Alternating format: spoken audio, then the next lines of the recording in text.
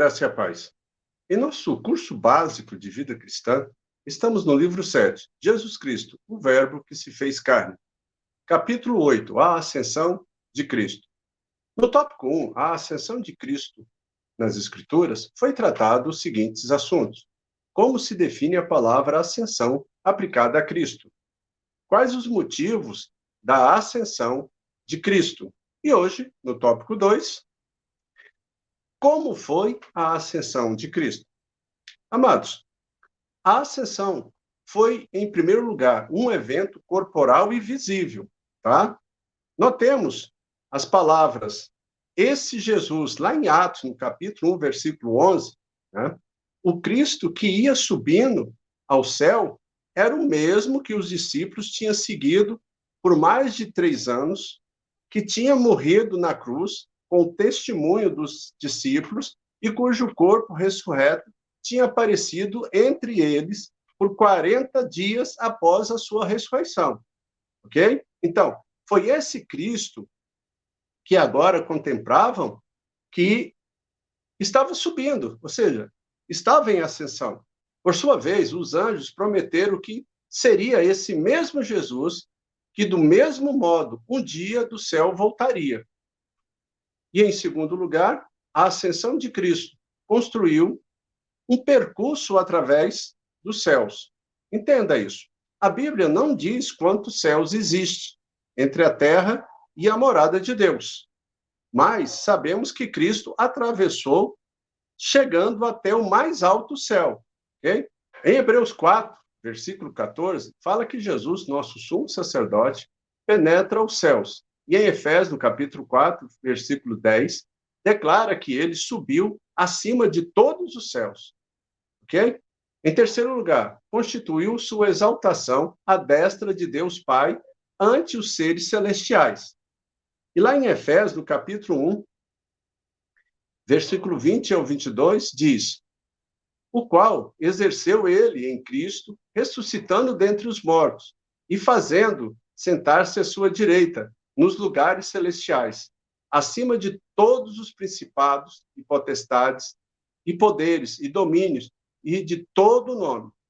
E pôs todas as coisas debaixo dos pés, e para ser o cabeça sobre todas as coisas, o deu à igreja. Amém? Amados, entenda, a destra de Deus é o lugar de supremo poder e autoridade. Né? E nós temos alguns testemunhos disso na palavra de Deus. Observe, logo antes de sua morte, Estevão viu Cristo à destra de Deus no céu, lá em Atos, no capítulo 5, lá em Atos, no capítulo 7, versículos 55 e 56. Em Romanos 8, 34, identifica a destra de Deus como sendo um lugar de intercessão. Já no Salmo 110, versículo 1, aparece como lugar de aceitação divina.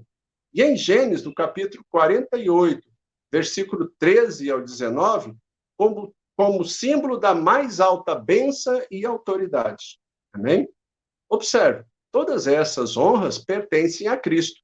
Ao voltar ao céu, após haver completado a obra da redenção. É direito dele. Ele reassumiu o posto que anteriormente ele tinha.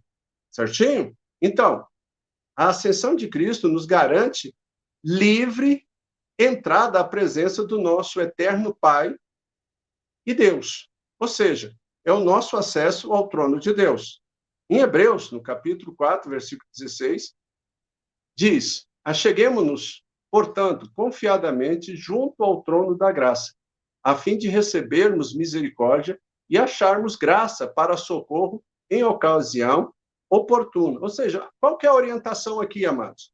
A orientação é que nós devemos buscar o Senhor antes das nossas necessidades, antes das nossas provações, antes das nossas lutas.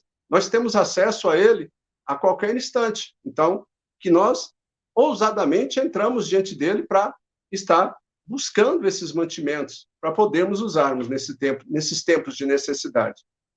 Assim, Jesus intercede por nós, assegura o nosso perdão e comunica-nos todas as bênçãos divinas.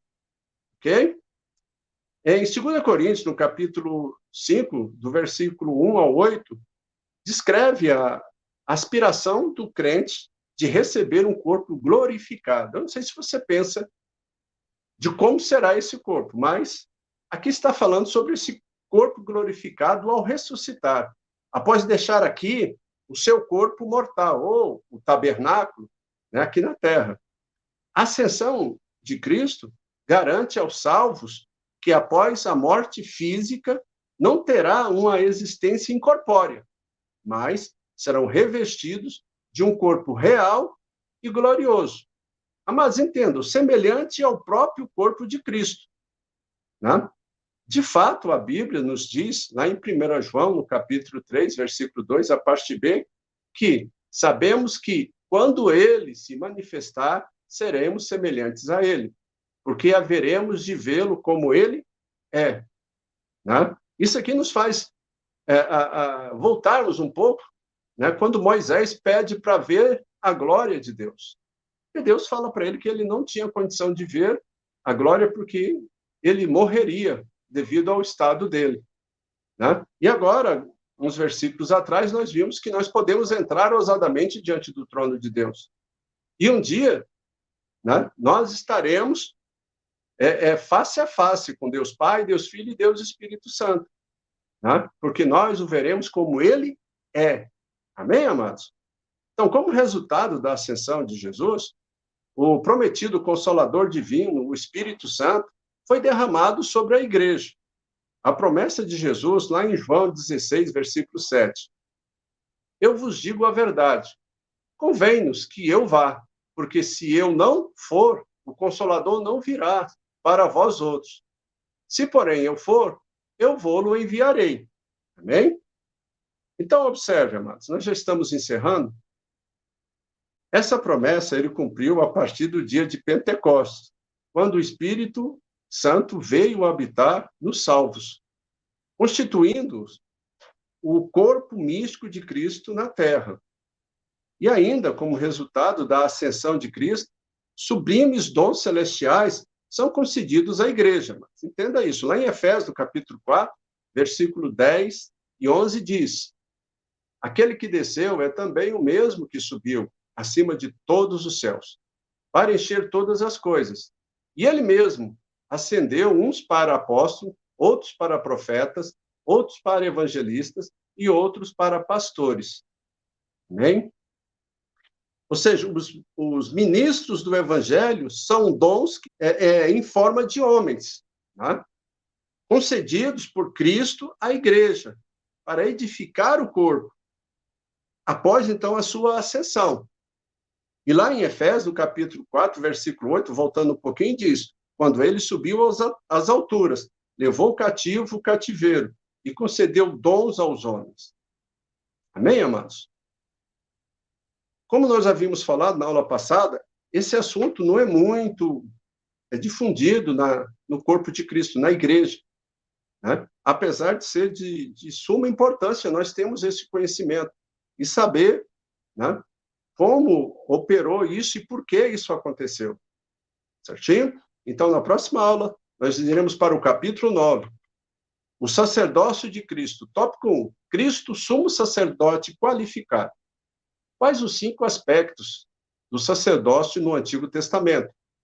Como foi feita a expiação por Cristo? Amém? Então, amados, observe. Estamos quase encerrando, então, esse livro, né? São 10 capítulos, nós já vamos para o capítulo 9, mas o objetivo sempre é o mesmo, a edificação de cada um de nós, porque nós temos que conhecer, né? Conhecer para edificar, conhecer para fortalecer, conhecer para poder pregar e anunciar o Evangelho. Que você possa estar evangelizando e cumprindo o ID que o Senhor Jesus deixou para cada um de nós. Se você gostou, deixa aí o seu like. Se você tem alguma dúvida, né, vai lá nos comentários, deixa a sua pergunta. Se você não gostou, também vai nos comentários e diz por que você não gostou. Que Deus abençoe a todos e até a próxima aula.